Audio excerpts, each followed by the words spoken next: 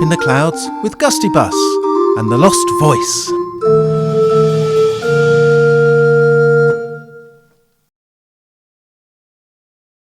It was early morning up in the clouds. Gustibus was fast asleep.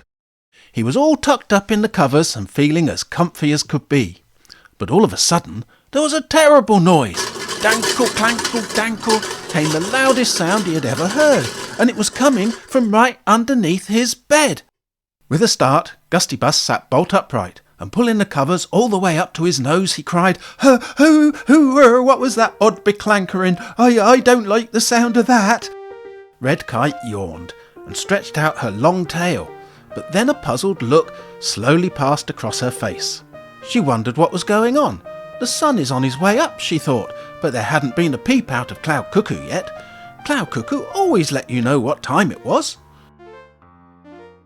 In Gustibus's bedroom, things had become quiet again, so, giving a little shiver, he decided he'd better stay in bed a bit longer until whatever had made the noise under his bed had either shut up for good or gone away completely. He snuggled down into the warm bedclothes and tried to get back to being cosy. Red Kite asked Blue Kite if he knew what was going on, but Blue Kite said he didn't know if it was time to go out flying or if he should be waiting for the day to get started. The noise in Gustibus's bedroom was getting worse. It was making a bed shake. This was too much for Gustibus. He jumped out of bed and hid under the table. Over at Cloud Cuckoo's clock house, Red Kite decided to ask Cloud Cuckoo why she wasn't making any noise. She went up to the clock face and knocked loudly. The shutters flew open and out shot the wooden bird. She opened her beak as wide as she could, but no sound came out. Red Kite had a think and decided that Cloud Cuckoo must have lost her voice.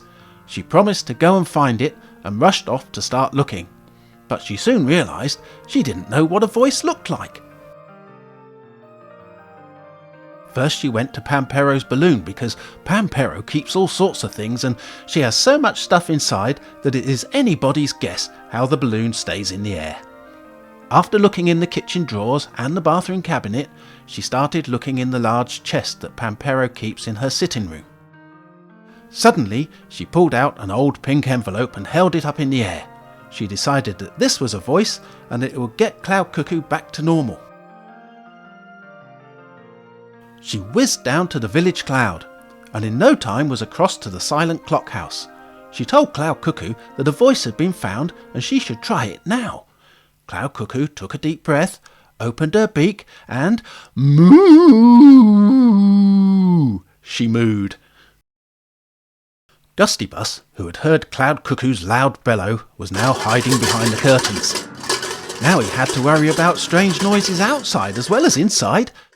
Red Kite was laughing her head off. "It's a cow's voice! You sounded like a cow," she giggled, and told Cloud Cuckoo not to worry as she would go and find another voice instead and set off to try again.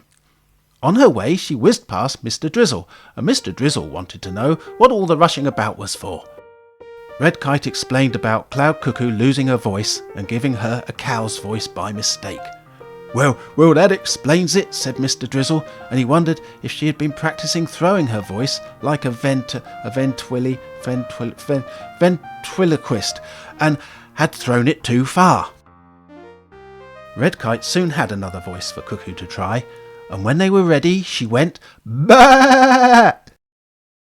Gustibus jumped and went to hide behind the chest of drawers. Oh no, there's more and more noises out there and my bed is getting worse. Red Kite found an old-fashioned car horn with a rubber bulb on the end that had a voice rattling around inside it. She told Cloud Cuckoo to open wide and she poured the voice into Cuckoo's throat. "Awooga!" sounded Cloud Cuckoo. The noise was so loud, Red Kite was blown flat on her back. Over on the village cloud, the noise was so loud that everyone there fell flat on their backs. Gustibus went into a complete panic and ran outside in his pyjamas. "They're after me! They're everywhere!" he cried as he rushed about. "Calm down, Gusty. I'll take a look for you," said Mr. Drizzle. Taking his rake with him just in case, Mr. Drizzle went into Gustibus's bedroom. Mr. Drizzle carefully poked around with his rake under the bed and hooked out a little box. Red Kite realised this must be Cloud Cuckoo's voice, and said she'd better get it back to where it belongs. Everyone watched as she put the voice box into Cloud Cuckoo's mouth. "Here we go," she said. "Try that on for size." After all the odd voices Red Kite had been giving her, she wasn't so sure she wanted to try. But she took a deep breath and, "Cuckoo, cuckoo, cuckoo," she said sweetly. Everybody cheered and waved. "Cloud Cuckoo would never have found her voice if it hadn't been safe and sound under my bed," said Gustibus. "That sings all back to normal, thanks to me."